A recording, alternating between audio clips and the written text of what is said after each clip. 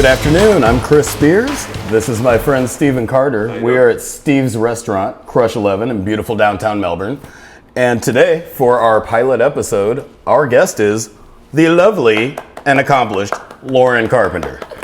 So Lauren, we're fellow St. Louis natives. Steve spent some time in Chicago, apparently likes the Cubs and all that. So why don't you run us down on, where you went to school, where you're from, and how you ended up being a fantasy football fanatic / guru. Yeah, guru is such a weird word. It's basically glorified, educated guessing. But let me answer your question. From St. Louis, as you mentioned, greatest city, way better than Chicago. I'm kidding, I do love Chicago too, all right? The Cardinals and the Cubs are such frenemies. We are not enemies. I don't care what anyone says, we are frenemies. Story for another time. But I grew up in St. Louis. I went to the University of Missouri Journalism School. Graduated there, magna cum laude. Again, I'm gonna brush that dirt off my shoulders there. Took a long time, maybe not sleeping and not eating was involved to study and get all that stuff done. But hey, we've all been there before. But I love research, I love writing, and I love sports. I love playing sports, I love watching sports. I just love being a part of it. Ended up falling into fantasy football by being very nosy and looking over my friend's shoulder when he was trying to set his fantasy football lineup. And I was like, what is this game? I must know more. He explained to me how it worked. And I said, I'm in, I'm sucked in, I'm hooked, I want to play. We started a home league. It's a little bit easier when you only have 10 people, but I still won. Awesome. Of course, I gloated about it. I had DJ Khaled. All I do is win, win, win. Just on repeat. The next year's draft, it was fantastic. And through that process, I ended up, because of my journalism background, I ended up doing just overabundance of research. But what's really cool about this industry is that the, quote, higher ups, or the people who are on TV, who are on the radio, they're always very available, right? Either on social media, through emails. They're just really, really cool people. Got to connect with some of them, and they actually were the ones who encouraged me, like, hey, you have a journalism degree, you love doing this, you sound good, you write well, why don't you go ahead and just try your hand at putting that research down on paper and seeing how it works, especially because you love to write. I was like, yeah, okay, whatever, I'll give it a shot. So I ended up putting out a few article pieces on the Thursday night football games, because there's not a ton of research on that, right? There's not. It's always for the Sunday game and then maybe the Monday, big slates. But no one was really doing much for the Thursday night football game. So I thought, I'm going to do it. I put it on there, and I ended up getting picked up by the first company, which was the Fantasy Footballers. I applied to them. They hired me, which was super exciting. Phones off. No. I totally thought that was Bob Seger. Wow. I mean, we're all working on our night moves. I know, which is a great tune. I don't even have day moves. So. I won't tell Felicia that, don't worry. Anywho, and I ended up reaching out to these people, reached back, put out my first article, then basically got the guts to apply to one of my favorite podcasts that I listen to, got the job, and then from there it just really turned into a snowball of people reaching out to me until now I have worked at as many as 6 places at one time. This past season it was only 4, but I say only 4, it felt like 300. Okay. And it's like, finally, yay. But yeah, and it just turned into this weird thing, and it works well for me because I'm super competitive. I also really like to be a know-it-all, and I don't care that I know more than you. So it's fun to be a part of that environment. It's fun to be basically in an industry where everyone's on the same level. Everyone talks to each other the same, from whether or not you're on television, you're on radio, or you're just a tiny little podcast getting started up. Everyone is really kind of in the same page because it's glorified, educated guessing. That's all we're doing. And I tell people, if I knew it was going to happen, and I had a crystal ball, and I knew who was going to do what, I would own Belize. All right, so I don't know. I'm guessing. I can give you the best information I can based on the numbers, but other than that, these are humans against humans, being reffed by humans, and then being led by humans. What could go wrong? Everything. It's like a meteorologist with sports. Now, the Thursday thing, did that kind of drive, you do your podcast Wednesdays? So is that kind of how you started out doing it on Wednesday? Yeah, and I found that because not many people really focus on that Thursday game, especially now with sports betting, and here in Florida we don't have the sports book, but we do have a daily fantasy. We also have player props that we can be a part of, totally legal, by the way. It really did open up a lot more avenues, and that has become sort of my niche that I like to focus on, is that Thursday slate of games. So if I do get to a new network, it is one of those pieces I have where I'm like, hey, I know no one else is doing this one, I'll take it. Because it is on that's one of the podcasts I do on FTN network. It's called Fade the Noise. It was originally created by Brad Evans. That he is now no longer the owner, but it's a really, really great company to work for. So that show on Wednesday night is called Wind Up Wednesday, like wine, like a glass of Wind Up Wednesday. We'll put a that link in the entire description thing. to Awesome. everything in which you're featured. Yeah, for sure. And so that one's my Wind Up Wednesday show, and that is really all about Prize Picks, which is a company, prizepicks.com, that uses player props, which I mentioned before. So over, under, higher, lower on player stats. So passing yards, rushing yards, combined passing, rushing yards, all of those. So I take a look at all of those pieces and I say, here are my top best lines I think you should select. And then during the season, when it is still redraft fantasy, when the leagues are still going, I do have a Q&A on my starts, my sits.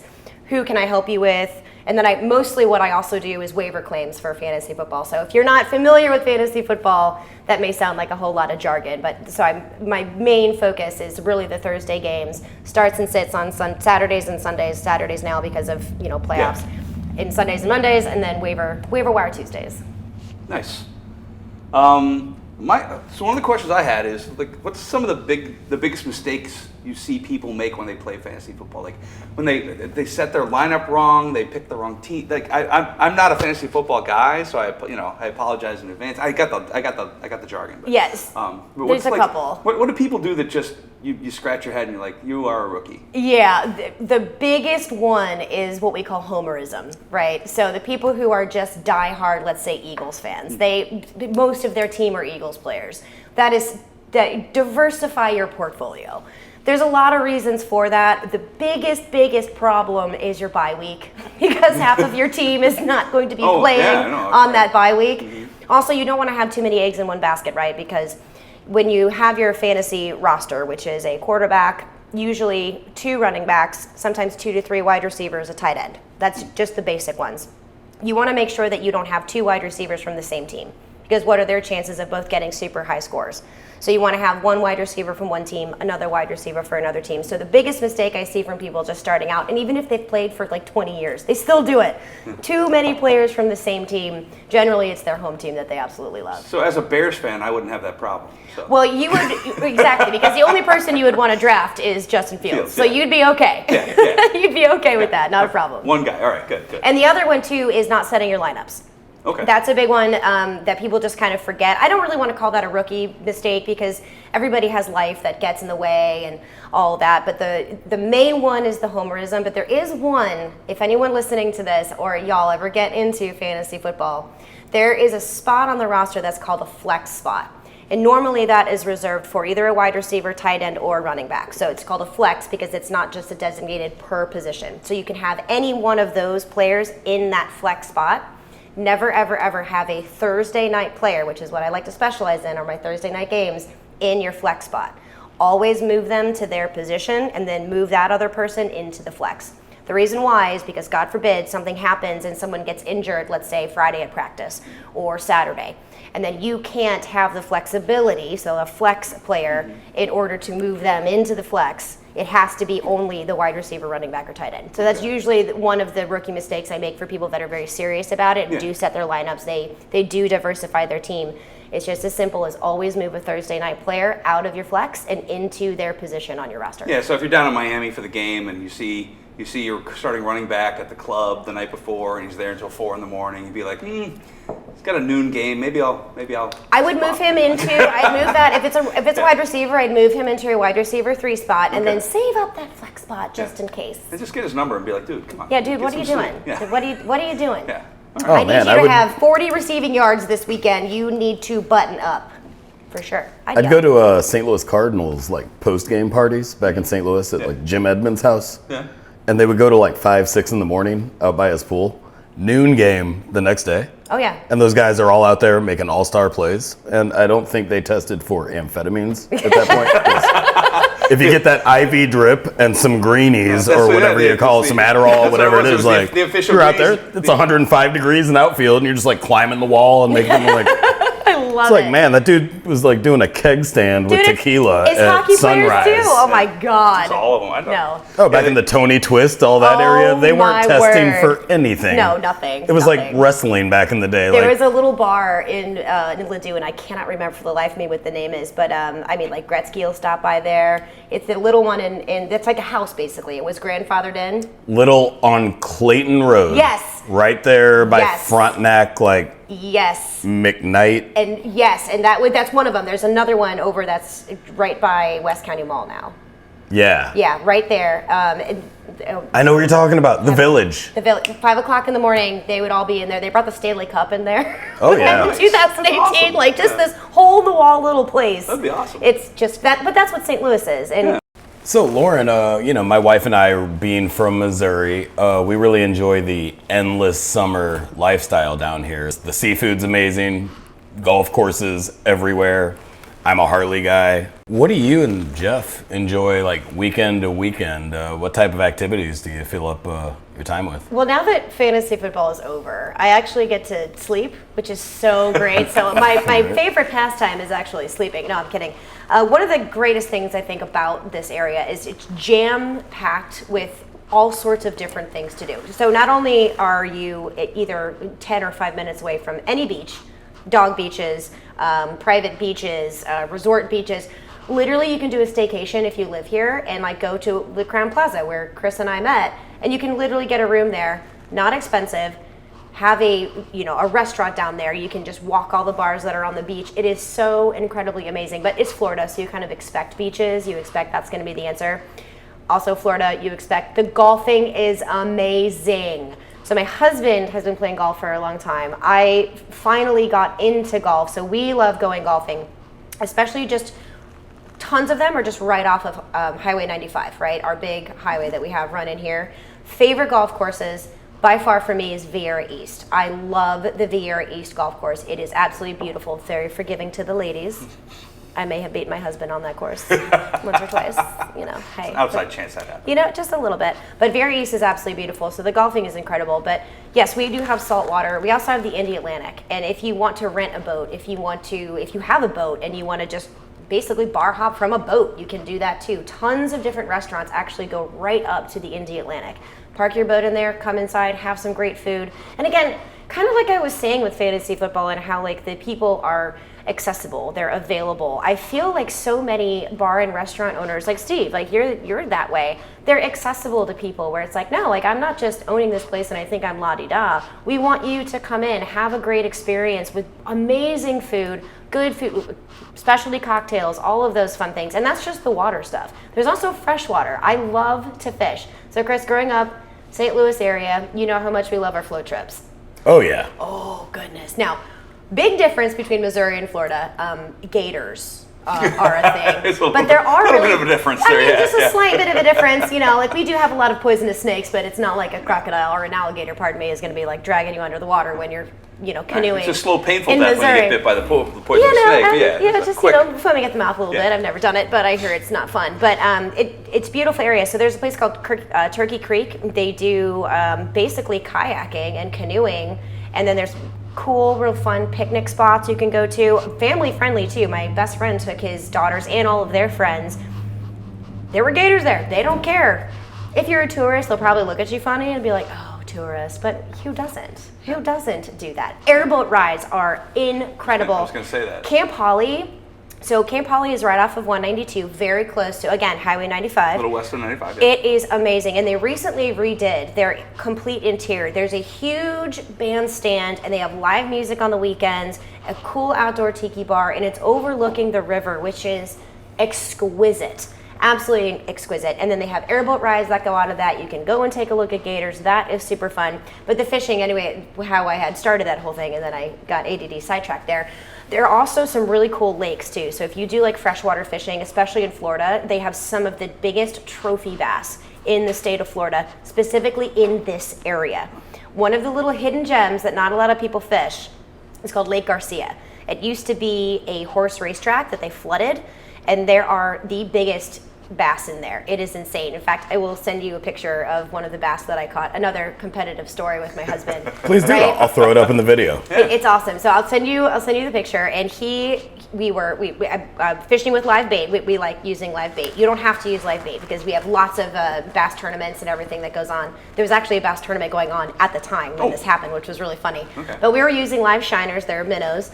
threw it out there, and it just had started to rain, and we're like, okay, maybe this will be the time. We hadn't caught a really big bass yet. We were like, all right, we can feel the juices flowing. Let's go. Jeff snags one, reels it in. It's a solid like 19.5-inch bass. I want to say like maybe 3-4 pounds, like big, fat, juicy, man. You can see your fist in its mouth, like rah. It was super cool.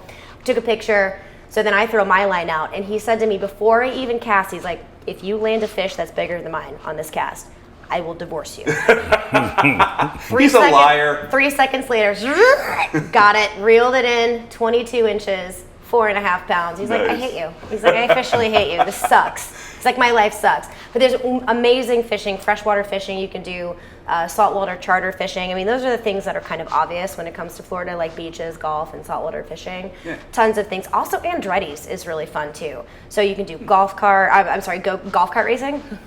I would love to do that. Go-kart racing. They do that on A1A. I know, they do that on A1A, exactly. Just go to some of the retirement communities. You'll see some fun there. Well, right behind you, there's the Lumberjacks axe house. Yeah, and I just heard there's axe throwing, which I have not done yet. Yeah, it's a lot of fun, but I mean, it's right there. Are people in armored gear? Because I feel like that might be necessary. No, you are on your own. You sign a waiver. You say, if I hurt somebody, it's on me. If I hurt myself, it's on me.